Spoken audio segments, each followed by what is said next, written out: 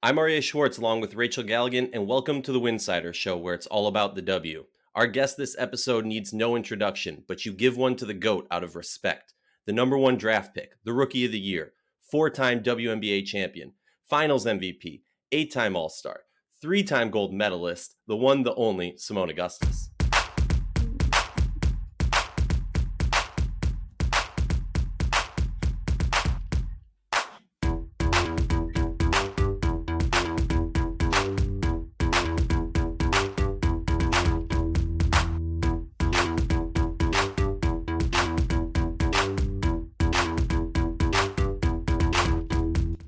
If you like our show, please consider joining our Patreon community, patreon.com/Winsidr. For less than a cup of coffee a month, you can directly show support for the hard work we do covering the W.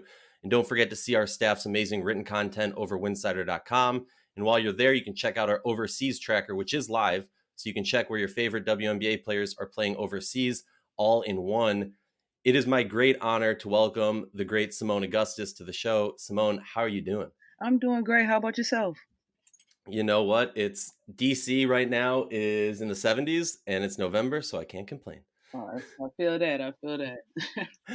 So talk to us. I mean, you're fresh out the bubble. How you doing? How's your body feeling? How is it to finally be able to see some family and some friendly faces and say hi to your pets?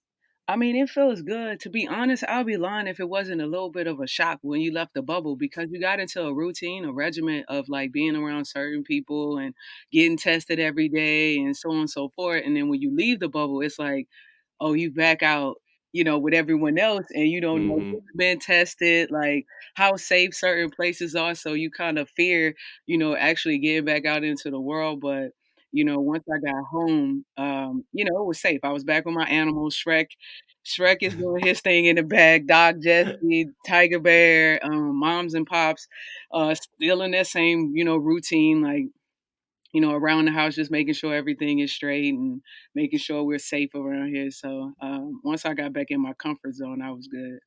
Have you been getting a ton of voiceover gigs after that WNBA commercial? Not really a lot of podcasts. Like a lot of people want to talk to me now, so I have to speak up a little bit more. Like I haven't been as vocal in previous years as I am now. So opportunities are coming. I mean, I just have to say that you did a phenomenal job with that commercial, and I think every WNBA fan can recite the entire thing by heart, with as much as they played it. So that was a really cool thing. But Seimone, we're so happy to have you here on the show. I want to. We obviously know a ton about your professional career. We'll get into the WNBA a little bit, but I want to talk a little bit about deeper into your story. Kind of take us through at what point did you fall in love with the game of basketball? Who have been some of your biggest influencers throughout your career, and how was kind of the beginning part of your journey? The beginning part was like I guess any other kid. I was about 5 or 6 years old when my dad introduced me to the game after trying many sports, from soccer to tennis to volleyball to golf. I mean, you name it, I probably tried it. And it was just something about basketball that I just had a knack for it. I can dribble right away. It was easy for me to do that. It was easy for me to shoot the ball. I was motivated and wanted to do it. And so I remember, like I said, the first day that I decided that basketball was my thing was my dad said, "Do you want to be good or you want to be great?" And I was like, "I want to be great." And he said, "Well, we got some work to do." And from that day forward, we got out in the yard. We didn't have much at that time. He had, put together a little basketball goal with some 2x4 and some plywood or Wow. whatever he had around the house, and found a rim somewhere and nailed it to the rim, nailed it to the basket. I had a gravel court, so you know how hard it is to like run or ride a bike on gravel. So imagine trying to Mm-hmm. like dribble the ball and do things like that on gravel. We tried everything. He used anything that was available to him to try to help me hone in on my skills and get better. And he was I said he's like a mad scientist or a genius with the way that he got me to do like conditioning and stuff like that. So I always enjoyed being with my father, and we would go on bike rides. But little did I know these bike rides ended up being 15, 20 miles to the state capital from where we lived.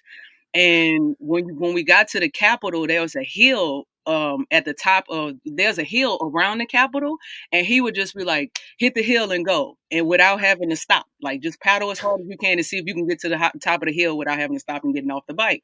And that was like the intro to like conditioning, and then we would bike 20 miles back to get home. And so it was just little things like that that kept me going. And then once I got into like the competitive side, where I was playing against mostly boys at the time, just to see like how they would look when a girl like did something to them, made a shot on them or crossed them over, and how they friends would tease them and stuff like that. Really, like I got thrills out of that because as we all know, women aren't supposed to be able to do things better than men. So that was the one thing that I could actually like get out there and feel a little bit superior than a man at a time, a young man at a time, being able to play, basketball at that well at a young age. I'm curious, we hear nowadays, I think there's a story of Rachel even playing against like Allie Quigley in AAU and Renee Montgomery playing with some like other famous players. Was there anybody that like you had run into in your youth who, flourished in a basketball career? In my youth, I had a few players that are from Louisiana, like Danica Hodges, Tamika Johnson. We all played against each other when we were younger, but I guess the biggest name that I played against in my youth was Diane Taurasi. Her Southern California team came down to a tournament in New Orleans. We were about 12. Well, I was about 10 or 12. They were a lot older than me. And we played in the game, and Diana at that time was wearing a long ponytail. She didn't have the bun like she has now. And so she would just fly up and down the court, swinging this ponytail, blowing past you, shooting threes from all over the court. And she talked a little trash back then. So I remember they ran this baseline out of bounds play where they lined up on one side of the baseline and they had one player at the free throw line. And so they was like on three, and they went 1, 2, 3, and everybody just bent down to the floor, and we all bent down too. And the person that was still standing was the young lady at the free throw line. They threw it to her. She shot it, made the free throw. I mean, made the basket, and then they ran back like laughing. And so that's the memory that I have, like getting shown up by Diane Taurasi at a young age, like learning a lesson quickly. I feel like we lost by like 70 that game. But after the game, she came over to my mom's and my moms and pops and was like, "Can we take her back to Southern California?" Like they were getting ready to go to nationals, and my team had no way of making it to nationals. So at that time, you could change teams if your team wasn't going to make it. So she asked. My dad was like, "No way!" Like I'm the only child. They wouldn't let me leave Louisiana and go to Southern California for a month, like without them. No way. Well, I think you've gotten a few things on her over your WNBA career when you've maybe gotten a couple more rings than her. Maybe won some WNBA playoff games. So I'd say it's a little bit even. But talk to us about the evolution of your career. How has your game grown over the years? Because I know when you were in Minnesota, Cheryl Reeve used to talk about basically every season she would request from you, focus on defense this year. I want you to focus on your 3-point this year. I want you to focus on this. Heck, this past season was the first time I can recall seeing you play the 4. I mean, talk to me about your growth of your game over your career. Yeah, evolution from like rookie year from like 2006 to 2010 was just mainly like scoring, trying to get as many buckets as I can to help my team stay in a position Mm-hmm. to win. As you know, the Lynx weren't that good at the time. We would win 10 games a season, during that time. When Coach Reeve came in and 10 going into 11, that was what she asked, what you said before. She was like, I need you to play some defense. I need you to be able to take on that challenge of guard another team's best player and so on and so forth. And I took that to heart because I knew the team that we had and I knew what was needed in order for us to win. And so I just really got after it on that end. I was kind of bummed because my goal was to try to make a defensive team at some point. Like first team, second team didn't matter. Third team, I didn't care. I just wanted to like compete that hard that I actually got to look for that. But Mm-hmm. the evolution of like, me as a player and understanding the game, it took some time. It took being around great players to understand, what you were good at and how you were going to be effective on the floor to help your teammates, get the shots that they were looking for to help you be in a better position to be more efficient with your scoring opportunities. So, and that's credit to, like I said, my teammates, Coach Reeve, and everyone who kind of challenged me during that time. Now, the 4 position this year was way, way out of what I've been doing, but it was something that the game is evolving to that. As you see players like Stewie, a Natasha Howard, a Asia Wilson, like players that are stepping away from the basket more and using their size and quickness a little bit against slower players at their position. I was able to kind of take advantage of that. Though I'm not as big, I have guard-like abilities where I can draw those bigs away from the basket and maybe create opportunities for, players inside to get one-on-one opportunities or use my quickness to get by or get my three point shot off to stretch the floor a little bit. So that was kind of cool to see that evolution of in my game as I didn't expect it. I didn't expect to play the four, but it just kind of happened that way. Seimone, we all talk about it. The talking heads love talking about your game, and I kind of feel like what you might say, but I want to hear it from your mouth. What is, in your opinion, the greatest strength in your basketball game? I know people always say my crossover and stuff like that, but I really think it's my mid range game. It's very hard for people to defend that. Like it's a fading art form. Like no one Well, I was really going to shoots. say, yeah, it's no one does it anymore. Yeah, no one shoots jumpers anymore. It's either threes or layups. And so being able to have that 15, 17-foot jumper really opens up an opportunity for me to create a drive to the basket or in previous conversation you said, Coach Reeve focused on me being able to knock down a three, being able to just get a three and knock that down, open up the opportunity for me to really get to what I wanted to get to, which is a jumper. And that's where I felt like, in our glory days in the dynasty time, me and Maya would just fly off of pin downs and shoot jumpers. And no one knew how to guard it because it's very difficult in that playing area. Like, how do you guard them? You don't want to force them to the basket.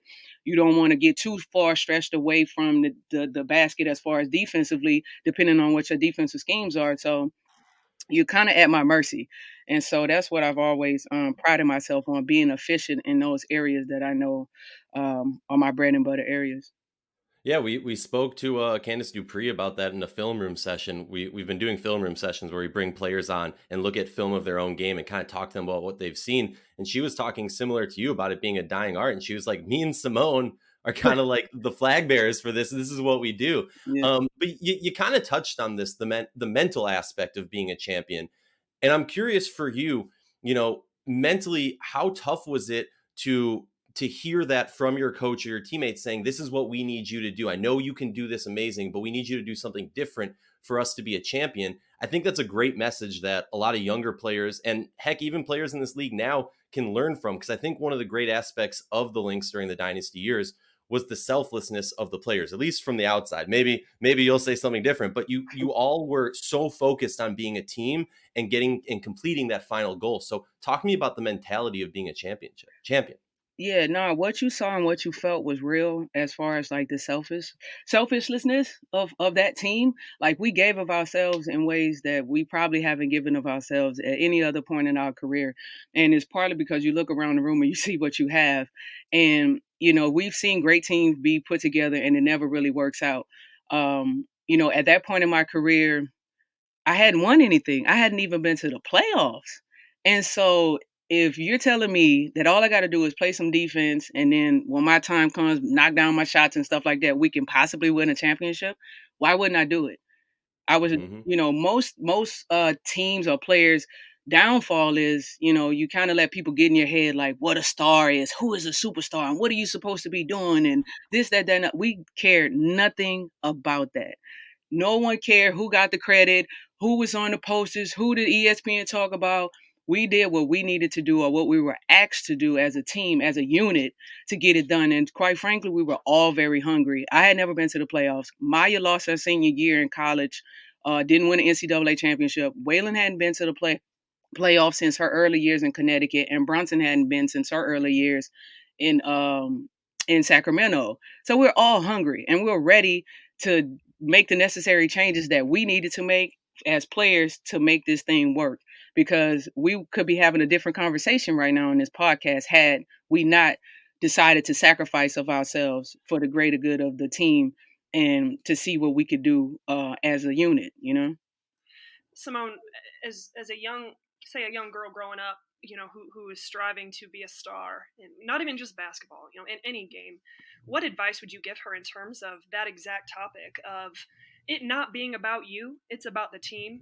It's about buying into what your coaches are saying and truly trusting what they're saying. That's a struggle, and I think at times it can become even more of a struggle with just the way our world is today. But what advice would you give a young player who's trying to be great and trying to accept whatever role that might be? Yeah, I say strive, like work really hard every day. Hone in on your skills. Like we're all good at something. Like when I first picked up the ball, I was good at shooting right away, and ball handling wasn't my thing. So whatever your strengths are, yeah, keep working on those and make those better. Whatever your weaknesses are, they need to get stronger. So that's the first little bit, because a lot of kids now, when I go out and I talk to different schools, like they don't want to go in the gym, they want to hang with their friends. My friends play ball, and even though they didn't make it professionally or even play high school ball, they enjoy being outside and getting that work in with me. So surround yourself with like-minded people that are going to help you accomplish the goals that you want to accomplish. As a teammate and as a player that's trying to learn, you have to be coachable. I don't Every coach I've had hasn't been the greatest coach, but you have to be willing to take on what receive what they're trying to tell you. Take the good from whatever it is that they're trying to tell you, and use that to get better, because even the worst coach can tell you something like, I think you should go hard on D. Well, maybe you should take that into consideration, even if the coach isn't that even if the coach isn't that good. But if you're talking about great coaches like I've had throughout my professional career, then it's a no brainer that in order for you to get where you want to go, you might want to listen to the advice they're trying to tell you. And a lot of times people get caught up into like the parents, your friends, and everybody like, man, you should be scoring 20 a game. You should be doing this and you should be doing that. No, you need to focus on what you should be doing, because when coaches come into the gymnasiums to watch players play, now at this point they're not looking to who's scoring all the points. I think Gino said himself. He's like, I find the hardest worker, and that might not be the player that's the best player on that team. I find the hardest worker, the one that's gonna dive on the floor, the one that's gonna bring energy, even if she don't touch the ball 2 or 3 or 4 possessions.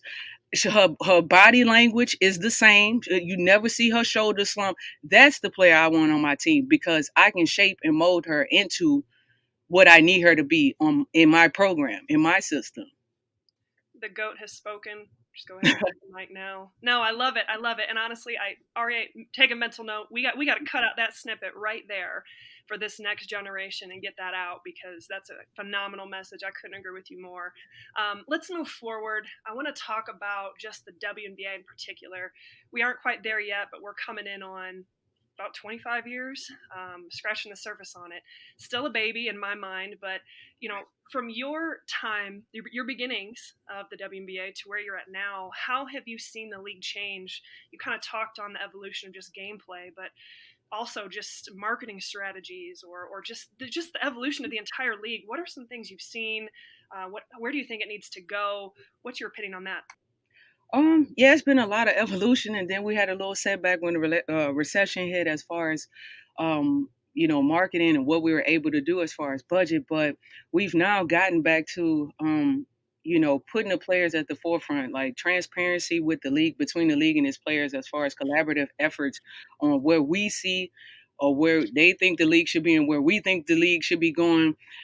Those conversations have gotten better. As you can see, like the fact that they putting Stewie out there more. They putting Birdie, players that they kind of celebrating the younger generation and the older generation all at once, because that's kind of what the league is gravitating to. Like you got a nice mixture of vet and younger players. But even internationally, it was hard for us in the early years to kind of gain some of those players from overseas. They never knew why they should come over here and not have their summers off. Now you see more girls fighting to get into the league because of the way that they're marketing the players, the game changes as far as the evolution of the players and how we're playing the game picking up. People embracing the WNBA a lot more. Even from the NBA players, every outside sources, corporate America is starting to pick up their focus or attention on the WNBA, which is a great thing. Moving forward, I think it needs to be more of the same. It's kind of sad to see when you think about the efforts that were put in, like just say 97, 98. I was just joking with somebody. I was like, Whitney Houston sung at the All-Star game. Right? Like Whitney Houston sung at the All-Star game. Yeah. So it's like we got to get back to those days. Like what was going on during those times that, the marketing strategy, getting people in, like what do we need, like, what do we need to do to get a Beyonce to sing at the next All-Star game, or Right? have someone sitting courtside, you know what I mean? Like, and pubbing and promoing, like, is it surrounding like All-Star game activities, like having more celebs? That it was nice to see Kobe, rest in peace, Kobe and Gigi at the game, in Vegas, but we need more. And I don't know if that's on the league, on us, like, but we got to continue to have the conversations to help move the league forward in that aspect, as far as continuing to get the eyes on us. And a lot of it could be what I know we're going to like transition into: merchandise that Mm-hmm. that isn't available. That's like free advertisement to have visual merchandise walking around. Yes. That a conversation piece. I don't know how many times we've walked into an airport the day that we were allowed to wear sweats, and people like, "Oh, y'all play ball?" Like, yeah, what team? Oh, Minnesota. Oh, okay. Minnesota. And then we go through the whole transition of like, yeah, Minnesota has a WNBA team. We're that team, blah, blah, blah. And they're like, oh, I'm going to catch a game. Just like that, the apparel that we had on gained us two more people, or a few more eyes on the game that we're, about to play. Those were, six eyes that weren't on the game, previously. So now, we just got to get to that. Like, I don't know why it's not happening, but the merchandising part could definitely help in some place or shape or form. Winsidr is your one-stop shop for all your WNBA news and conversations, but we can't do it without your help. Become a subscriber at patreon.com/Winsidr. For just a few dollars a month, you can help grow the game. Well, it's amazing because like shout out to Jasmine Baker, shout out to Aryeh, who's done a couple things. I mean, we started to create a little bit of just our own off track WNBA merchandise, and when we put it out there, people lose their minds. They love it. Everyone, there's such a demand for it in our community, and like you said, I mean, to me, it's a no brainer. So I'm with you on that one. But before we get into the merch, I know we're going to talk about that here down the road. I want to talk. You mentioned younger players in the league. I want to talk to you about just this next generation. Who are some of the players that kind of impress you the most so far, whether it might be first or second year rookies? I mean, obviously, Aryeh. Yeah, you got to get Aryeh. Come on now. Kennedy Carter, Sabrina, before she got hurt, like the numbers that she was putting up, the things that she was doing, like New York is going to be scary in a few more years if they're able to keep the core group together and add some pieces. Satu, even Azurá Stevens was coming around this year. Yeah.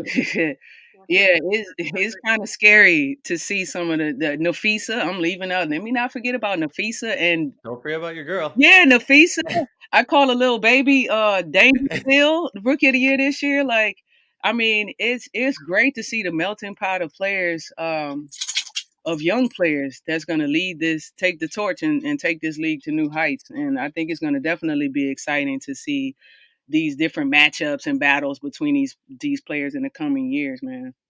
Oh, it's going to be crazy, and a lot of electric scoring. I have to ask you, this is where the tough questions come in. You've won 4 rings. You helped build a dynasty. Looking back at those championships, which one was kind of, I don't want to say the hardest, but which one was the one that, like, when you think back to your favorite year of those 4, which was the one? You say you didn't want to say the hardest. So Well, the first one was the easiest, but it was we definitely had the most fun in 2011. We didn't have a bullseye on our back. We were just having fun. People actually thought like we would hit a slump at like the midway season, because that's what we always did. Whenever we got on the roll, we would always hit a losing streak and then we're out of the playoffs. But 11 was just a roller coaster. Like we just enjoyed that ride all the way to the end. It didn't even feel hard. Like we were playing hard, but it didn't feel hard because we were just having fun. Now 17 was different.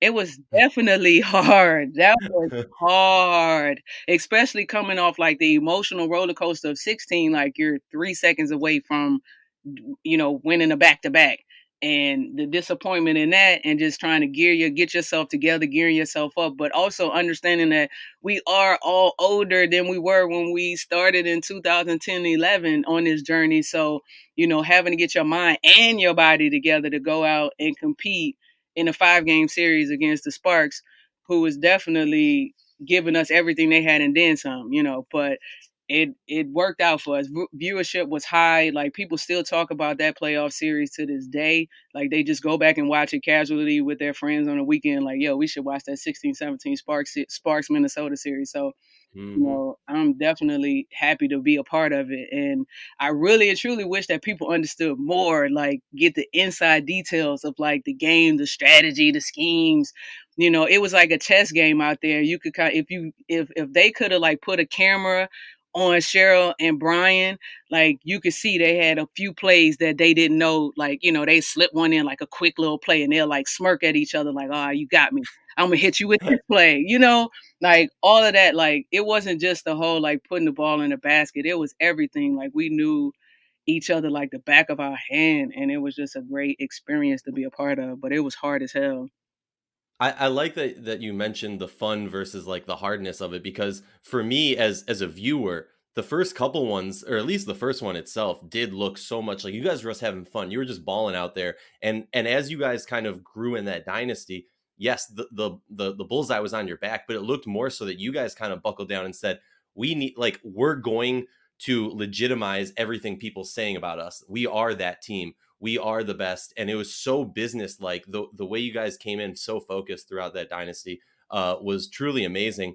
But speaking of, and by the way, I completely agree with you. There needs to be more in-depth, learning of the chess match that goes on in those championship games, because look, if we would be lying to ourselves to not talk about the fact that you guys put the WNBA on the map in a big way with those two series, and throughout, honestly, the regular season games too. Like, when you guys played the Sparks, those were not only high ratings, those were just like games where you walk out, you finish the game, and you don't have any nails because you were biting them the whole game, where you've pulled out all your hair, you've sweat like a pound of water because it was that intense. Sorry to get a little bit too detailed. I would be exhausted after those games. Oh my God. But I want to talk to you about something that I've heard rumors about, but no one has ever officially confirmed.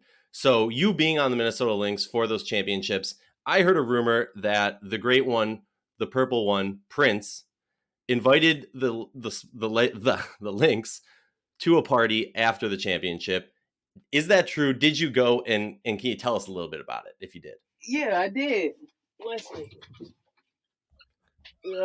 1 second. Yeah, I did. Actually, at the time, Roger Griffin, our GM at the time, he just came in casually and was like, "Yeah, we got invited to Paisley Park, and Prince is gonna do a live concert for us," just like that. Just like that, and we were all like, "Yeah," cheering. What? Paisley Park? Everybody, like, drop everything, put your clothes on, let's go. We get on the bus. We had about 15, 20 minutes. We got on the bus. They told us we couldn't take any phones, all that in there. And we get in there. He's already got the music playing, the band set up. He has like this nice little display in the back, like, "Congratulations, Minnesota Lynx, da da da." And then he started to play like all of his hits, in there. And we were just like, we were in there till like 3 a.m, like, just listening to music. So from the time, I don't know what time the game ended, till like 3 a.m, that we were just there. And then after that, he was like the coolest, because he was like riding around on his bike after he finished the concert. He just hopped on a bike and started just riding around Paisley Park on his bike, popping wheelies and doing tricks on his bike. And that was like the craziest thing ever, to think that, like, it's Prince. Like, Prince. Right? It's Prince. It's Prince. Like, we're sitting here watching Prince pop willies on a bike. Like, he just gave us a live concert. Like, I don't even know. You can't even wrap your mind around the idea of that. Like, it was just us. Like, no one else, just us, just for us. And the fact that he was even at our game that night, like, that was crazy. That was crazy. I mean, I can't imagine that you're just sitting there, because we can talk about like other professional athletes celebrating their championships, but that's got to be up there as one of the most ridiculous, crazy, amazing experiences ever. I mean, who else can say? Granted, no other Minnesota teams win championships, so Prince couldn't bring them over. But who else can say that like they had a private Prince concert after winning like that? That's just the ultimate. That's amazing. Yeah. Well, I want to hit you with this is the real tough question. I apologize, but I feel like we wouldn't be doing our job if I didn't ask. I know you've stated that you're going to take some time and let your body decide if you're going to play this year, but I got to ask a twofold kind of on that topic. If you do play, assuming God willing, because everyone wants to see you play more, what would you be looking for, in a team? And then as my family heard I was doing a podcast with you, and they started blowing up my phone asking this. Is there a possibility of a door being open that you come back to Minnesota, get that 5th ring, the fairy tale ending, and then you turn to Rebecca Brunson and say, hey, we're tied with 5 titles? You know what? I don't know. I mean, it's open for me at this point. I'm just looking for an opportunity. It ain't even about playing time and all this kind of stuff. It's just like you want to actually go out. Like I do want to hoop. I want to be able to add something to the team. I want to be able to give my knowledge or whatever it is to the younger players that's probably going to play more minutes than I am. But just like a smooth transition, like I literally want to be able to have a good time on my way out and just give every last bit of basketball. I don't want to be one of those basketball players like woulda, shoulda, coulda, man, I had one more left, that type of like I just want to get it out, get it out of my system so I can transition on to life after basketball. As far as the Minnesota, I don't know. I'm not saying it's not possible. Anything is possible. Conversations, we'll see as conversations begin if that's a possibility. But we have to see when free agency comes around. I mean, I think I speak for pretty much everyone in the country that yes, there's a hell of a lot more left in you after what I saw with the Sparks this year. There were moments you were career high 3-point percentage. Just saying. Taking over games and like literally that spark that they needed, no pun intended. Selfishly, we're excited to see what that future holds. But okay, we talked a little bit about merchandise earlier on. I've heard you've got some stuff coming out. I've heard you got some merchandise pieces that you're working with. Tell us about that. What's your vision for that? How can we help you with that? Yeah. Well, if you could talk to the league about licensing, that would be great. It's just been a process. Obviously, as an entrepreneur, you go through different things. So I'm learning the ropes. I've been playing basketball for the last 15 years professionally. Right. Yeah, jumping into the fashion game, I've been trying to like learn as much as I can, like trying to take on internships to kind of get an idea of how things work, from manufacturing to distribution and so on and so forth. But I just had this idea, like I watch Twitter and I watch the different threads and I see the fans on there arguing and going back and forth all the time about where they can get some gear. And I never knew, like as a player, we don't have to have those struggles. We ask the manager for some gear and they give it to us. And so it just prompted me to go on WNBA store and some other outlets to see what was available. And to my surprise, I was so like disheartened, like I was so hurt. I was like, this is what's available? And so I understood the gripe and the frustration from our fans. And I just got in this chat and started talking a little bit. And they were like, man, it's so frustrating. It's so hard to be a WNBA fan. We want to wear gear, but the gear that they have for us isn't cool, blah, blah, blah. And I'm just like, well, let me come up with some ideas and see what I can do. So I started thinking of like different items that I could put out, and I kind of put it out to some of my fans on my social media, and they were like, "Oh my God, we need that shirt, we need that hat, we need this jacket."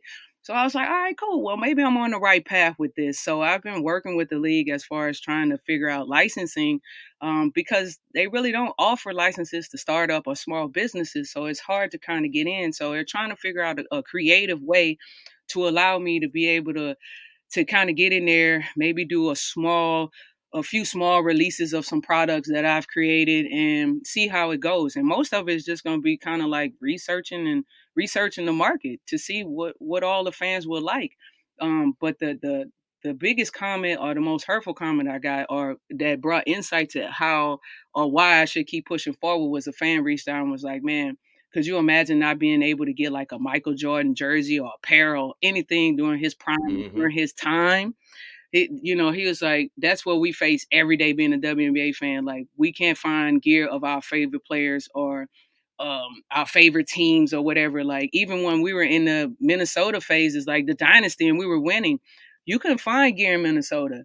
Not in the airport, at the sports place in the airport. They had one store, I think, Fan HQ had a few items, but mostly T-shirts. But like real, like, just say like bomber jackets, sweatpants, and stuff that, or shorts or jerseys. Like, no, you can't just go to Foot Locker, Dick's Sporting Goods, or somewhere like that and just pull it off the rack. And I just feel like it's time. It's necessary. First of all, it's absolutely necessary to start planting that seed for young girls and young boys to be empowered by strong females that are actually accomplishing the same things as men are doing on a day-to-day basis that often get overlooked. So that's my motivation behind creating this line and hopefully dropping something in 2021. Fingers crossed if conversations with the league get a little bit better. Well, anything we can do, you let us know. And I completely agree with you. I mean, I search my thing, not to give away my secrets. I just go on eBay because that, like, back in the day, you can find a lot of throwback WNBA stuff where the jersey's a little bit more intricate. Like the old green or white Lynx jerseys where it actually said Lynx on it are fire. I have a little Hall of Fame wall that I might have one of your green jerseys hanging up in next to a Charlotte Sting jersey and a Comets jersey. But I mean, I remember I one time at a game ran into, I think it was Rebecca Brunson's mom or some relative who was complaining that she had trouble getting a jersey. And I'm like, if a family member is having trouble getting a jersey, I don't even know, like, I have no chance. So we're going to hit you before we wrap up this episode. We're so thankful for all your time. A few rapid fire questions, whatever comes to your mind. We say rapid fire, but if you need to take a second to think about it, no one's going to be upset. First question. Are you superstitious, and what's a game day superstition that you have if you do? Yes, I am, and I have to eat the same meal every game. Ooh, what is that meal? When I was in Mini, it was Noodles and Company, pesto cappatapi, add chicken and shrimp with a peach Izzy and a Rice Krispie treat. I love it. It's like so detailed, and I can see you like going up there now on the iPad and like typing it all in. I love it. Completely memorized. That's how much she's done it. That's amazing. Okay, toughest player you have gone against throughout your entire career? It's got to be Diana or Cappy. Ooh. Okay. All right. This is not a rapid fire, but whatever. What is one of the craziest quick overseas stories you have for us? Craziest quick overseas. Ooh, man. I'm gonna have to think on this one for a second. We can come back to it. Yeah, we'll come back to that one. Yeah. You're known for your mean crossover, but is there like a specific play in your career? I was really impressed that you were able to recount a high school play against Diana Taurasi. Is there a specific play of your professional career, WNBA, overseas, that is kind of like etched into your mind that you feel like you will never forget? I'm hitting you with the hard ones. Yeah, I know. Etched in my head. Not rapid fire. Sorry. I had one against Phoenix, a crossover against Phoenix, to end the half, and I forget what player it was against, but it was like at the free throw line. And I rocked her like I rocked her once, like kind of like the AI Jordan situation. I rocked her like once, so I see if she bit, and then I rocked her again and went past her and laid it up and ended the half on a layup. So yeah. I like that it's against Phoenix. You guys had the Minnesota Lynx back in the day had a great. I don't know if you'd call it a rivalry, but it was basically like Phoenix and you guys would play in the semifinals, and we kind of knew you got whoever won that game would be the favorites. So it was always enjoyable. I know you're a big family person, so I'm curious, what is your favorite home cooked meal? Oh, crawfish etouffee with fried fish, cornbread. Ooh. Man, you're making me hungry over here. All right, let's go back to craziest overseas story, and we're good. It doesn't have to be crazy. Just give us a really cool, fun, exciting, memorable, crazy, something crazy. I don't know. We just like hearing. Yeah, you played for Galatasaray. Yeah, that's what I was about to say. The only thing I can think of is like the fights. Like they had the hockey benches for us, and I never understood why until we played Fenerbahce. That's the biggest rivalry in that country. When those two teams play, it's a fight. I don't care what's going on. If the police there, the riot, it's gonna be a fight. So I just remember my first game with the Fender rivalry. And as soon as we took the ball off, they threw like toilet paper, flares, screws, like whatever they could get their hands on, they just threw it on the court to delay the game. So then we cleaned all that off. And anytime Galatasaray went on a run, they would throw more stuff on the floor. And we would just be out there. We would have to run to the bench and get under the hockey like bench cover to protect ourselves. And I was like, "What is going on here?" And so finally, like I got hit by something in the game. I was taking the ball out on the side. I got hit by something in the game, and so I picked it up and I threw it back at the person that hit me with it. And I got an unsportsmanlike profile in the game, and the gym went like crazy. Like they almost like came out of the stands on me, like, "How dare you throw something at us?" You know what I mean? I'm like, "What, you been hitting us with stuff the whole game?" So yeah, I think that experience, that rivalry was, that's crazy. Crazy is an understatement. Seimone, thank you so much for your time, and thank you to the listeners for taking time with us. We hope you have a wonderful holiday season and good luck headed into 2021. Thank you. I appreciate you. Don't forget to hit subscribe on this podcast and also to The Floor Game, presented by Winsidr with Ben Dole and the Winsidr Network. All these podcasts can be found on your favorite podcast app.